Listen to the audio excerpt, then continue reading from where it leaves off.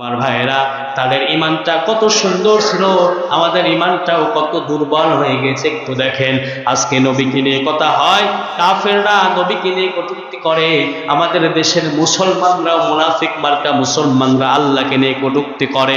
আমরা মুসলমান ঘরে বসে শুয়ে থাকি, ওই আল্লাহর বিরুদ্ধে, দুশমনদের বিরুদ্ধে আমরা কি কোনো সোচ্চার হতে পেরেছি?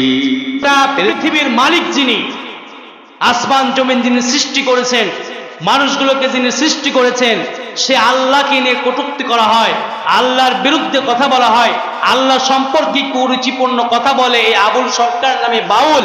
এই বাউলকে এখন পর্যন্ত ফাঁসির দড়িতে আমরা দেখতে পারলাম না। আমরা মুসলমান কারা কারা চাই যে এই বাউলের সর্বস্তরে সশরীরে এই বাউলকে এই বাংলার জমিনে ফাঁসি দিয়ে আল্লাহর বিরুদ্ধে কথা বলার কারণে তাকে যেন গোটা বিশ্বের সামনে ফাঁসির দড়িতে ঝুলে মৃত্যুদণ্ড দেয়? কারা কারা চান? হাত তুলে আল্লাহকে দেখান। কারা কারা চান?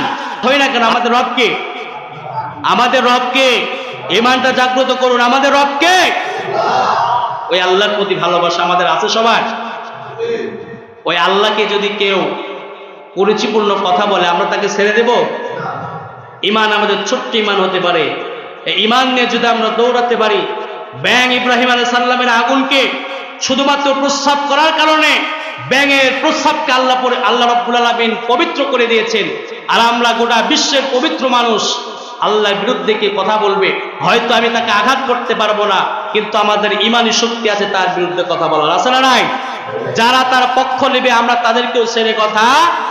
ইন্নাল্লাযীনা ক্বালু রাব্বুনাল্লাহু থুম্মা ইসতাকামু তাতানাজ্জালু আলাইহিমুল মালায়েকা, দুনিয়ার মধ্যে যারা আল্লাহ রাব্বুল আলামিনকে এক রব হিসেবে মেনে নিয়েছে, ইস্তেকামাত ছিল, ইখলাসের সহিত বলেছে আমার রব আল্লাহ, দুনিয়ার কোন মানুষ আমার রব হতে পারে না, আমি আল্লাহ বলে দিলাম, ওই সকল মানুষ তোমরা কোনোদিন ভয় পেও না, চিন্তিত হয়েও না। দুনিয়ার মধ্যে তোমাদের সামান্য কষ্ট যতই থাকুক না কেন, আমি আল্লাহ তোমার জন্য বড় জান্নাতটা নির্ধারণ করে রেখে দিয়েছি। আবার আল্লাহ রাব্বুল আলামিন কোরআনুল কারীমের মধ্যে বললেন, ইন্নাল্লাযীনা আমানু ওয়া আমিলুস সালিহাতি কানাত লাহুম জান্নাতুল ফিরদাউসি নুজুলা খালিদিনা ফিহা লা ইয়াবগুনা আনহা হিওয়ালা। আল্লাহ সুবহানাহু ওয়া তাআলা বললেন, যারা ঈমান এনেছে আমি আল্লাহ রাব্বুল আলামিনের প্রতি, ইন্নাল্লাযীনা ক্বালু রাব্বুনাল্লাহ, আমি আল্লাহকে রব হিসেবে মেনে নিয়েছে, আমি আল্লাহ অপরাধে বললাম ইন্নাল্লাযীনা আমানু, যারা ঈমানটা আনলো, ওয়া আমিলুস সালিহাত, ভালো কাজ করলো। এখন আমার কথা আপনারা সকলে বুঝলেন, সকলে আমার কথার উত্তর দেন, আগে ঈমান আনতে হবে না আগে ভালো কাজ করতে হবে? সবাই বলেন, আগে ঈমান আনতে হবে। আল্লাহ রাব্বুল আলামিন বললেন ইন্নাল্লাযীনা আমানু, যারা ঈমান এনেছে কার উপরে? আল্লাহর উপরে যারা ঈমান আনবে, ঈমান আনার পরে যদি যারা ভালো কাজ করবে, আল্লাহ বললেন ঈমান আনার পরে যারা ভালো কাজ করবে, আমি আল্লাহ বলে দিলাম তাদের জন্য সব থেকে শ্রেষ্ঠ জান্নাত, জান্নাতুল ফিরদাউস তাদের জন্য আমি আল্লাহ রেখে দিলাম। এজন্য ঈমান আগে না ভালো কাজ আগে? আমলে সালেহ এই কাজগুলো আগে না ঈমান আগে? আমাদের আগে ঈমান থাকতে হবে। আমাদের আগে কি থাকতে হবে? ঈমান থাকতে হবে। আল্লাহ রাব্বুল আলামিন আবার বললেন, পরের আয়াতের মধ্যে বলেন, নাহনু আউলিয়াউকুম ফিল হায়াতিদ দুনিয়া ওয়া ফিল আখিরাহ ওয়া লাকুম ফিহা মা তাশতাহি আনফুসুকুম ওয়া লাকুম ফিহা মা তাদউন নুজুলাম মিন গফুরির রহিম। আল্লাহ রাব্বুল আলামিন বললেন, যারা ঈমান এনে আল্লাহ রাব্বুল আলামিনের প্রতি ইস্তিকামাত থাকলো, ইখলাসের সহিত থাকলো, এই সকল মানুষগুলোর বন্ধু আমি আল্লাহ রাব্বুল আলামিন হয়ে গেলাম। সবাই একটু জোরে বলেন সুবহানাল্লাহ। আমাদের বন্ধু যদি আল্লাহ হয়ে যায় আমাদের কোনো ভয় আছে? বলেন। আল্লাহ রাব্বুল আলামিন বললেন, নাহনু আউলিয়াউকুম ফিল হায়াতিদ দুনিয়া, দুনিয়া এবং আখিরাতের বন্ধু আমি হয়ে গেলাম। আল্লাহ রাব্বুল আলামিন আবার বললেন ওয়ালাকুম ফিহা মা তাশতাহি আনফুসুকুম ওয়ালাকুম ফিহা মা তাদউন। এই জান্নাতের মধ্যে তোমরা যা চাইবে আমি আল্লাহ রাব্বুল আলামিন তোমাদেরকে তাই দেব। আমি আল্লাহ আবার বললাম নুজুলাম মিন গফুরির রহিম, আমি আল্লাহ হচ্ছি বড় ক্ষমাশীল। আমি আল্লাহর পক্ষ থেকে কিয়ামতের ময়দানে জান্নাতে তোমাদের জন্য আপ্যায়নের প্রস্তুতি নিয়ে থাকলাম। এজন্য আমাদের রবকে বলেন, কাকে আমাদের রব মানতে হবে? আল্লাহ সুবহানাহু ওয়া তাআলা বললেন যারা ইস্তিকামাত থাকবে আমি আল্লাহ তাদের রব। আমি আল্লাহ ছাড়া দুনিয়ার কোনো মানুষ তার রব হতে পারে না। দুনিয়ার কোনো মানুষের সামনে সে মাথা নত করবে না। দুনিয়ার মানুষের সামনে গিয়ে আবার সে তার কোনো পরিচয় বলবে না। সে কোন দল করে কোনো দলের পরিচয় দিবে না। আল্লাহ বললেন আমার প্রকৃত বান্দা যারা হবে, ইস্তেকামাত যারা আমি আল্লাহর প্রতি থাকবে, মানুষগুলোকে ধরে ধরে দাওয়াত দিবে, ইসলামের পথের দিকে মানুষগুলোকে ডাকতে থাকবে, কোরআনের পথের দিকে মানুষগুলোকে ডাকতে থাকবে। আল্লাহ এই কথাও কোরআনের মধ্যে বললেন তারা কিভাবে ডাকবে। আর যারা কোরআনের পথে মানুষকে ডাকবে তারাই হচ্ছে পৃথিবীর সর্বশ্রেষ্ঠ মানুষ। তার থেকে শ্রেষ্ঠ মানুষ আর কেউ হতে পারে না। আল্লাহ রাব্বুল আলামিন বললেন ওমান আহসানু কাওলাম মিম্মান দাআ ইলাল্লাহি ওয়া আমিলা সালিহান ওয়া ক্বালা ইন্নানী মিনাল মুসলিমিন। আল্লাহ রাব্বুল আলামিন বললেন তার কথার থেকে আর কার কথা ভালো হতে পারে যে মানুষগুলোকে ডাকে কার দিকে? দুনিয়ার কোন মানুষের দিকে ডাকে? একটু জোরে বলেন, দুনিয়ার কোন মানুষের দিকে ডাকে? ডাকতে হবে কার দিকে?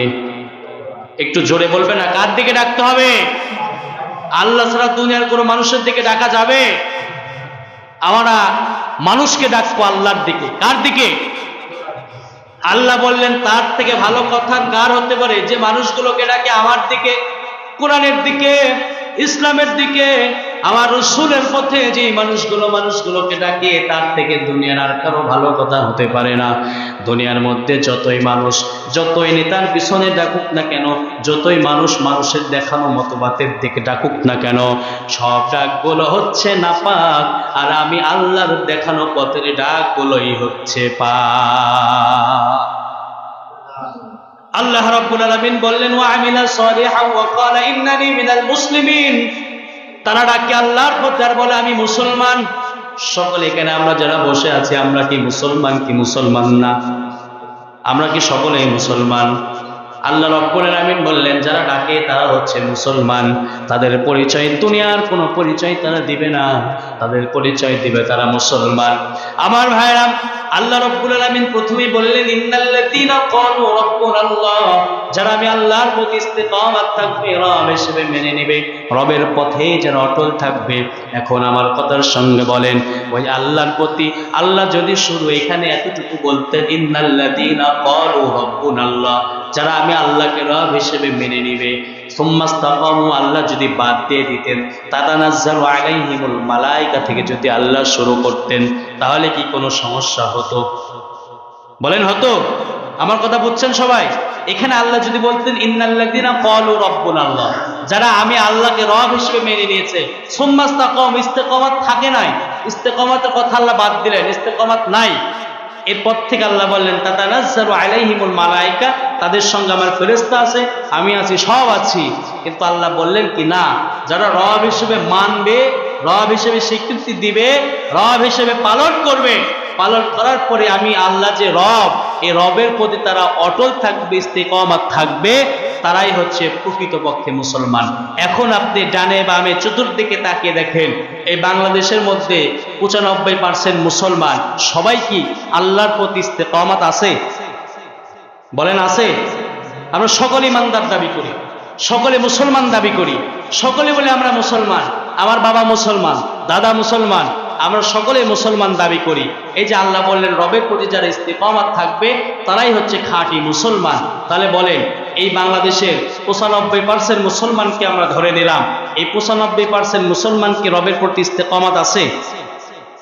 কথা মনে বুঝেন নাই আমার? এই অঞ্চলের মধ্যে তাকিয়ে দেখবেন, এই অঞ্চলে যদি 200 মানুষ থাকে, 200 মানুষ কি আল্লাহর প্রতি ইস্তেকামত আছে? কেউ আমরা সবাই কিন্তু আল্লাহর প্রতি ইস্তেকামত নেই। ওই রবকে আমরা এক রব হিসেবে আমরা মেনে নিয়েছি, কিন্তু রবের প্রতি আমরা ইস্তেকামত নাই। সামান্যতম দুনিয়ার জুলুম অত্যাচার আসলে আমরা ওই রবকে ভুলে যাই, আছে না নাই? স্বার্থের পিছে পড়ে ওই আল্লাহকে আমরা ভুলে যাই, দুনিয়ার মহে লোভ লালসায় পড়ে ওই আল্লাহকে আমরা ভুলে যাই। আজকাল আমরা এমনও দেখতে পাই, এমনও সমাজ, আমরা মুসলমান দাবি করি, নিজে লজ্জিত হই যে আমরা মুসলমান কিভাবে দাবি করি। মুসলমান দাবি করে আমরা নিজেকে মুসলমান পরিচয় দিই, আমাদের মুখে দাড়ি আছে, মাথায় টুপি আছে, গায়ে পাঞ্জাবি আছে, সব আছে। আমরা মুসলমান দাবি করার পরেও ওই আল্লাহকে নিয়ে কটূক্তি করে একদল বাউল নামক শিল্পীরা, তাদের কোনো বিচারে বাংলাদেশে এখনো হইল না। হয়েছে বলেন?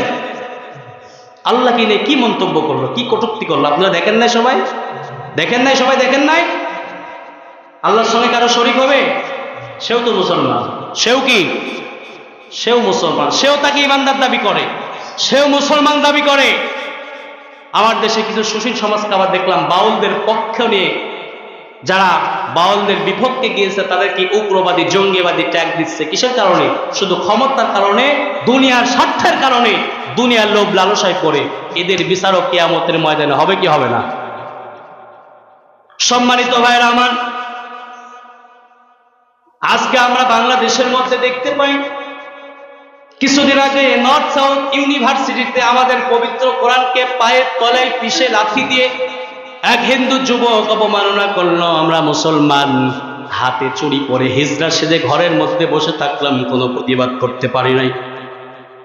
আমার রাসূলকে নিয়ে গালি দেওয়া হয়, আমরা কোনো প্রতিবাদ করতে পারি না, কিন্তু আমিও দাবি করি মুসলমান। দাবি করি কি করি না?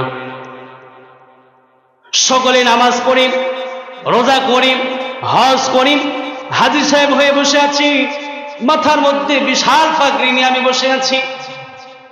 দুনিয়ার কোনো আয় আমার চোখ নাই, দুনিয়ার কোনো কিছু দেখার আমার সুযোগ নাই, শুধু মসজিদের মধ্যে বসে হু হু জিকির করে মনে জান্নাত পাওয়া যাবে সেই ধান্দায় আছে। এইরকম শয়তানি বাটপারি মুসলমান আছে না নাই? দুনিয়ার কোনো বাহিরে তার কোনো চোখ নাই। আজকে আমরা মুসলমান এত সুশীল সেজেছি, এত সজিল সাজতে সাজতে সাজতে এমন পর্যায়ে আমরা চলে গিয়েছি, আমাদের আল্লাহকে নিয়ে কটূক্তিমূলক কথা বলে। এরপরে ওই বাউলকেও যখন আদালতে তোলা হয়, বাউলের বিরুদ্ধে যখন বাংলার তৌহিদ জনতা মুসলমানরা তাদের বিরুদ্ধে মিছিল করে, মিটিং করে, তাদের বিরুদ্ধে মানববন্ধন করে, এই বাউলদের বিরুদ্ধে বিচারের দাবিতে রাস্তায় নেমে পড়ে। এরপরেও দেখা যায় বাংলার কিছু সুশীল নামক কিছু মুনাফিক মুসলমান এই তৌহিদ জনতা মুসলমানদের উগ্রবাদী, জঙ্গিবাদী বলে ট্যাগ দেওয়া শুরু করে দেয়। আপনি তাহলে কার পক্ষ নেবেন? সম্মানিত ভাইরা আমার, আমি ব্যক্তির থেকে আমার রাজনৈতিক দল আমার কাছে বড়। আমি রাজনৈতিক দল করি, আমার দলের থেকে আমার ইমানটা আমার কাছে বড়। আমার ইমান তো আল্লাহর যদি আমার সঙ্গে না থাকে, আমার ইমান তো থাকবে না। আপনি যেই দলই করেন না কেন, যেই পীরের মুরিদ হন না কেন, আপনি যেখানকার মুসলমানই হন না কেন, গোটা বিশ্বের মুসলমান যে আল্লাহর কাছে মাথা নত করে, আমাদের রব হচ্ছে এক আল্লাহ। ওই আল্লাহ ছাড়া দুনিয়ার কোনো মানুষের সামনে কোনো মুসলমান মাথা নত করতে পারে না। আজকে আমাদের ওই আল্লাহকে নিয়ে কটূক্তি করা হয়। এই বাউলরা বলে আল্লাহ যদি একটা না হইতো, আরো আল্লাহ যদি হইতো, আল্লাহ পাল্লা দিয়ে মানুষের মাঝে বিভ্রান্তি করত। এই রকম নাস্তি করা কথা এই বাউল বলে, কে বলে না? আরো এমন কুরুচিপূর্ণ কথা যে বাউল বলেছে আমাদের মুখ দিয়ে বের হবে না। এত কুরুচিপূর্ণ কথাই বাউল বলল। এরপরে বাউলের বিপক্ষে আমরা গেলাম। কিছু সুশীল সমাজগুলো বাউলের পক্ষ নিয়ে আদালতে তাদের জন্য রায় করার জন্য চলে গেল। হায়রে মুসলমান, তারাও কিন্তু মুসলমান দাবি করে। আল্লাহ বললেন ইস্তেকামাত যারা থাকতে পারবে, আমি আল্লাহর প্রতি দুনিয়ার যতই বাধা তার উপরে আসুক না কেন, তারা রব হিসাবে আমি আল্লাহকে মানবে। আমি রব হিসাবে আগে আল্লাহকে মেনে নিয়েছে। দুনিয়ার কোনো সম্পদ তাকে আটকাইয়া রাখতে পারবে না। দুনিয়ার কোনো ক্ষমতা তাকে আটকাইয়া রাখতে পারবে না। যারাই আমি আল্লাহকে রব হিসেবে মেনে নেবে, আমি আল্লাহ রব, এই রবের কোনো মানুষ যদি কোনো রকম ভাবে ব্যঙ্গ করে, আমার রাসূলকে নিয়ে কোনো মানুষ যদি সামান্যতম কোনো ব্যঙ্গ করে, আমার পাঠানো বিধান কোরআন শরিয়া নিয়ে কোনো মুসলমান যদি কোনো কাফের যদি কোনো রকম ব্যঙ্গ করে, আমার মুসলমান যারা হবে, যারা নিজেকে মুসলমান দাবি করবে, যারা ইস্তেকামত থাকবে আমি রবের প্রতি, এই মুসলমানরা ঘরে শুয়ে বসে থাকতে পারবে না।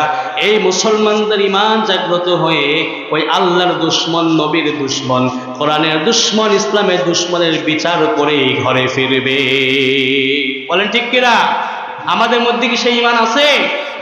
আছে, আমাদের সেই ঈমান আছে। সম্মানিত ভাইরা আমার, ঈমান তো ছিল সাহাবে কেরামদের। রাসূলুল্লাহ সাল্লাল্লাহু আলাইহি ওয়াসাল্লামের সাহাবীদের দিকে তাকিয়ে দেখেন, সাহাবে কেরামদের ঈমানটা কত উজ্জ্বল ঈমান ছিল। কাফেরদের সামনে তাদের ঈমানটা কত উজ্জ্বল ছিল। বাবার বিরুদ্ধে সন্তান যুদ্ধ করেছে, সন্তানের বিরুদ্ধে বাবা যুদ্ধ করেছে, শুধুমাত্র আল্লাহকে ভালোবাসার জন্য। আল্লাহ রাসূল বলেন, লা ইউমিনু আহাদুকুম হাত্তা আকুনা হাব্বা ইলাইহি মিন ওয়ালিদিহি ওয়া ওয়ালাদিহি ওয়ান নাসি আজমাইন।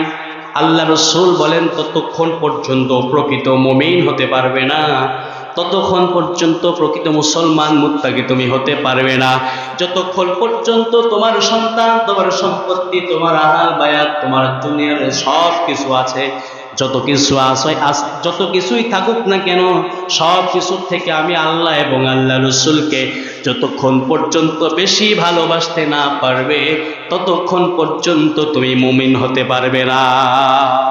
এবার আপনারা একটু নিজের বিবেকের দিকে তাকিয়ে দেখেন, আমার সন্তানের থেকে আমার রাসূলকে কি আমরা বেশি ভালোবাসতে পেরেছি? আমার বাবার থেকে কি আমার নবীকে বেশি ভালোবাসতে পেরেছি কিনা? আমার দলের নেতার থেকে আমার নবীকে বেশি ভালোবাসতে পেরেছি কিনা? ভাইরে মুসলমান, দেখা যায় নবীর জন্য কোনো মায়া নাই, আল্লাহর জন্য কোনো মায়া নাই, কোরআনের জন্য কোনো মায়া নাই।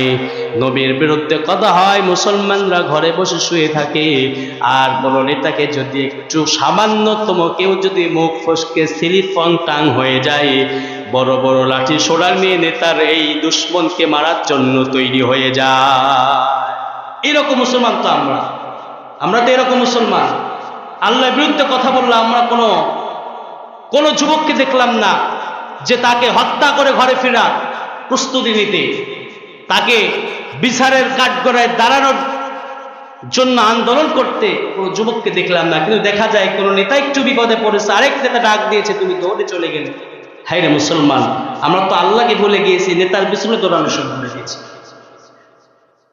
রাসূলের সাহাবীদের ঈমান দেখেন। ছোট্ট সাহাবী মুআযের ঘটনা আমরা জানি কি জানি না? রাসূলুল্লাহ সাল্লাল্লাহু আলাইহি ওয়াসাল্লাম যুদ্ধের ময়দানে চলে গিয়েছে। মুআয ছোট্ট মানুষ, এবারটা বড় ঈমান নিয়ে চলে গিয়েছে মায়ের দরবারে। মাকে ডাকতে বলে, মা, আমার নবী যুদ্ধের ময়দানে গিয়ে আমার নবীকে কাফেররা হত্যা করবে, আর আমি তো ঘরে বসে থাকতে পারি না। মুআয চলে গেছে, মায়ের থেকে চিরবিদায় নিয়ে রাসূলুল্লাহ সাল্লাল্লাহু আলাইহি ওয়াসাল্লামের কাছে গিয়ে মুআয আল্লাহ রাসূল সাল্লাল্লাহু আলাইহি ওয়াসাল্লামকে বলে, রাসূলুল্লাহ, আমাদের যুদ্ধের ময়দানে নিয়ে যান। আল্লাহ রাসূল বললেন, মুআয রে, তোমরা তো ছোট মানুষ, তোমাদের যুদ্ধে যাওয়ার কোনো দরকার নাই। মুআয আল্লাহ রাসূলের সামনে দাঁড়িয়ে বললেন, ইয়া রাসূলুল্লাহ, মায়ের থেকে চিরবিদায় নিয়ে চলে এসেছি। আপনার দুশমন, আল্লাহর দুশমন, আমার ইসলামের দুশমন যে কাফেররা আমার নবীকে আঘাত দিয়েছে, পাথরের আঘাত দিয়ে আমার রাসূলের মাথাটা টুকরা টুকরা করে দিয়েছে। শরীর থেকে রক্তের ফোঁটাগুলো ভেবে আমার নবীর শরীর থেকে পড়ে। ওই কাফেরদের আমরা ছোট্ট হতে পারি, ঈমানটা আমাদের বড়। ইয়া রাসূলুল্লাহ, আমাদের যুদ্ধের জন্য অনুমতি দিয়ে দেন, ওই কাফেরদের বিরুদ্ধে আমরা যুদ্ধের জন্য প্রস্তুতি নেব। আল্লাহর নবী বললেন, মুআয রে, দাঁড়িয়ে যাও। মুআয দাঁড়িয়ে গেলেন যুদ্ধের জন্য। রাসূলুল্লাহ বললেন, মুআয, তুমি তো ছোট্ট মানুষ, তোমার তো যুদ্ধে যাওয়ার মতো সময় বা বয়স হয় নাই, তুমি কেমনে যুদ্ধে যাবে? মুআয বললেন, ইয়া রাসূলুল্লাহ, আমার বড় ভাইয়ের থেকে আমার শরীরে শক্তি বেশি, আমাকে যুদ্ধের ময়দানে নিয়ে যান। রাসূলকে বললেন, ইয়া রাসূলুল্লাহ, আমাদের দুজনের একটি পরীক্ষা করে নেন, দুজনের মধ্যে কুস্তিতে যে জিতবে তাকে নিয়ে যান। বড় ভাই ছোট ভাইকে আল্লাহ রাসূল কুস্তি লাগিয়ে দিলেন। ছোট ভাইয়ের শরীরে তো এমনি শক্তি কম, বড় ভাইকে বলে, ভাই রে তুমি একা কেন শহীদ হবে, তুমি একা কেন শাহাদাতের মর্যাদা পাবে, আমাকে যাওয়ার সুযোগটাও করে দাও। দুজনকে আল্লাহ রাসূল যখন সিলেক্ট করে নিলেন, মায়ের থেকে চির বিদায় নিয়ে চলে আসলেন। মায়ের থেকে বিদায় নিয়ে মা কোনো অস্ত্র নাই, ধারালো কোনো কিচ্ছু নাই, খেজুরের একটি বাকল মা খেজুর গাছ থেকে ছিঁড়ে সন্তান দুটির হাতে বেঁধে দিলেন। সন্তানকে বললেন, সন্তান রে চলে যাও যুদ্ধের ময়দানে, যেই জায়গায় আমার রাসূলকে নিয়ে কাফেররা আমার রাসূলের সাহাবীদের আমার নবীর বিরুদ্ধে কথা বলে, আমার নবীকে আঘাত করে, কষ্ট দেয়, ওই কাফেরদের তুমি হত্যা করে এরপরে ঘরে আসবে। আল্লাহ নবীর দুজন সাহাবী মুআজ আর মাআজ চলে গেলেন।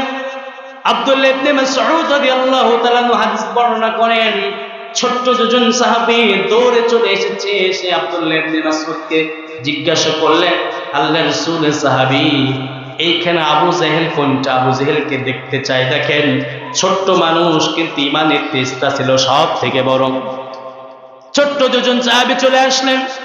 আব্দুল্লাহ ইবনে মাসউদ বলেন, আমি তাকে দেখছি আল্লাহ রাব্বুল আলামিন তার ঈমানের কি পাওয়ার দিয়েছে।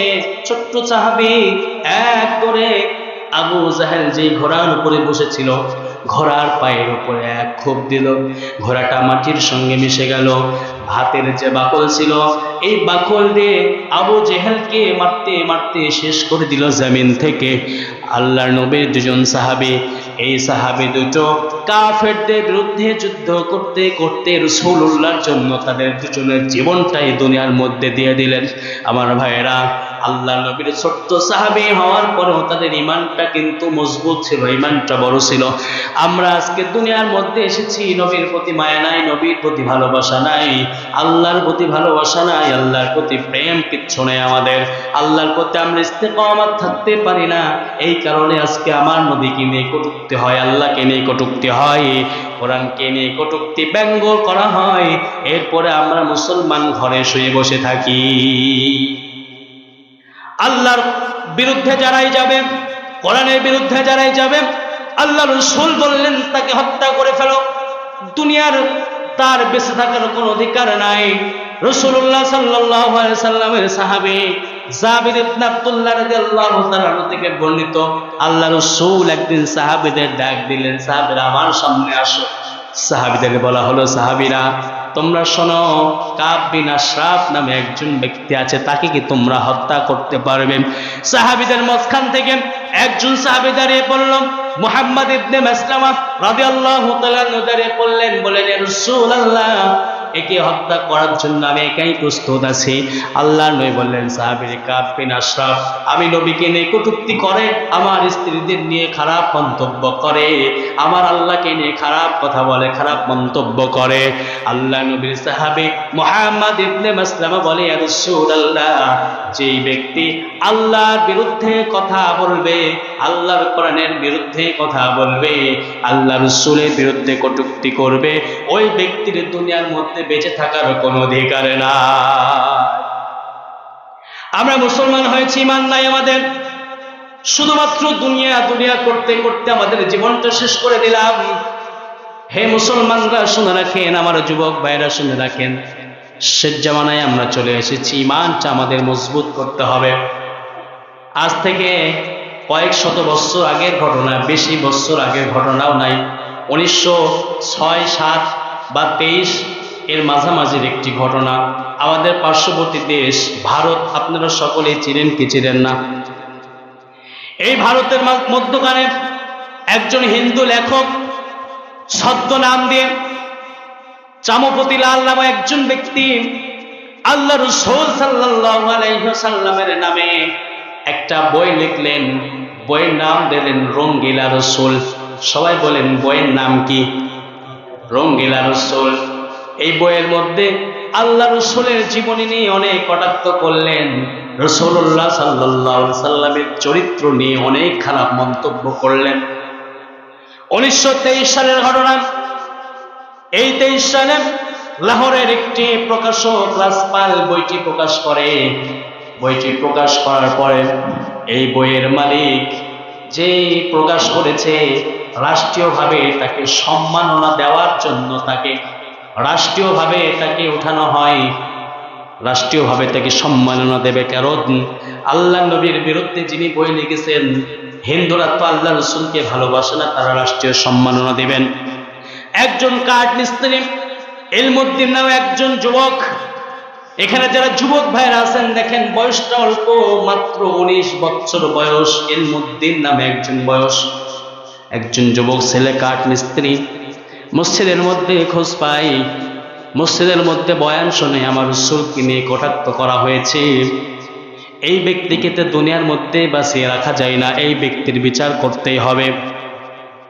ইলমুদ্দিন নামে একজন 19 বছর বয়সের একজন যুবক যখন সংবাদ পেলেন, সঙ্গে সঙ্গে দৌড়ে চলে গেলেন। চলে গিয়ে যে প্রকাশক রাজপাল, যে জায়গা থেকে বইটা প্রকাশ করা হয়েছিল, তাকে সঙ্গে সঙ্গে সেখানে ছুরি আঘাত করে হত্যা করলেন। আমার ভাইয়েরা, রাজপালকে হত্যা করা হলো। ইলমুদ্দিনের বিরুদ্ধে ভারতীয় কারাগার থেকে, ভারতীয় আদালত থেকে ইলমুদ্দিনের বিরুদ্ধে হত্যার মামলার একটি আদালত পেশ করা হলো, তাকে ফাঁসির রায় দেওয়া হলো। ইলমুদ্দিন সশৈলে ফাঁসির রায়ে চলে গেল। আমার ভাইয়েরা, তাদের ইমানটা কত সুন্দর ছিল, আমাদের ইমানটাও কত দুর্বল হয়ে গেছে একটু দেখেন। আজকে নবীকে নিয়ে কথা হয়, কাফেররা নবীকে নিয়ে কটূক্তি করে, আমাদের দেশের মুসলমানরা, মুনাফিক মার্কা মুসলমানরা আল্লাহকে নিয়ে কটূক্তি করে। আমরা মুসলমান ঘরে বসে শুয়ে থাকি, ওই আল্লাহর বিরুদ্ধে, দুশমনদের বিরুদ্ধে আমরা কি কোনো সোচ্চার হতে পেরেছি? আমরা? আমাদের সবার মধ্যে ঈমান আছে না? আমরা কি কেউ বেঈমান? বলেন আমরা কি কেউ বেঈমান? আমরা সকলে কি ঈমানদার? আমরা মুসলমান। আপনার বাবার বিরুদ্ধে কথা বললে আপনি কি তাকে ছেড়ে দিবেন? সবাই বলে ছেড়ে দিবেন। কথা থেকে মনে হচ্ছে সবাই ছেড়ে দিবেন। আপনার মায়ের বিরুদ্ধে কেউ কথা বললে আপনি ছেড়ে দিবেন? আপনার নেতার বিরুদ্ধে কথা বললে আপনি ছেড়ে দিবেন? সত্য কথা বলেন, ছেড়ে দিবেন? আমি ছেড়ে দিব না, আপনারা ছেড়ে দিবেন। আমার বাবার বিরুদ্ধে কথা বললে আমি ছেড়ে দিব না, কেউ ছেড়ে দিবে না। কিন্তু সে তো একজন বাবা নয়, আল্লাহ তো একজন মায়ের সমান নয়। গোটা পৃথিবীর মালিক যিনি, আসমান জমিন যিনি সৃষ্টি করেছেন, মানুষগুলোকে যিনি সৃষ্টি করেছেন, সে আল্লাহকে নিয়ে কটূক্তি করা হয়, আল্লাহর বিরুদ্ধে কথা বলা হয়, আল্লাহ সম্পর্কে কুরুচিপূর্ণ কথা বলে এই আবুল সরকার নামে বাউল। এই বাউলকে এখন পর্যন্ত ফাঁসির দড়িতে আমরা দেখতে পারলাম না। আমরা মুসলমান কারা কারা চাই যে এই বাউলের সর্বস্তরে, সশরীরে এই বাউলকে এই বাংলার জমিনে ফাঁসি দিয়ে আল্লাহর বিরুদ্ধে কথা বলার কারণে তাকে যেন গোটা বিশ্বের সামনে ফাঁসির দড়িতে ঝুলে মৃত্যুদণ্ড দেয়? কারা কারা চান? হাত তুলে আল্লাহকে দেখান। কারা কারা চান? আমরা যে দল করি, আমরা যেখানকার মানুষ হই না কেন, আমাদের রবকে ঈমানটা জাগ্রত করুন। আমাদের রবকে, ওই আল্লাহর প্রতি ভালোবাসা আমাদের আছে সবার। ওই আল্লাহকে যদি কেউ কুরুচিপূর্ণ কথা বলে আমরা তাকে ছেড়ে দেব? ঈমান আমাদের ছোট্ট ঈমান হতে পারে, এই ঈমান নিয়ে যদি আমরা দৌড়াতে পারি, ব্যাঙ ইব্রাহিম আলাইহিস সালামের আগুনকে শুধুমাত্র প্রস্রাব করার কারণে ব্যাঙের প্রস্রাবকে আল্লাহ রাব্বুল আলামিন পবিত্র করে দিয়েছেন। আর আমরা গোটা বিশ্বের পবিত্র মানুষ আল্লাহর বিরুদ্ধে কে কথা বলবে, হয়তো আমি তাকে আঘাত করতে পারবো না, কিন্তু আমাদের ঈমানি শক্তি আছে তার বিরুদ্ধে কথা বলার, আছে না নাই?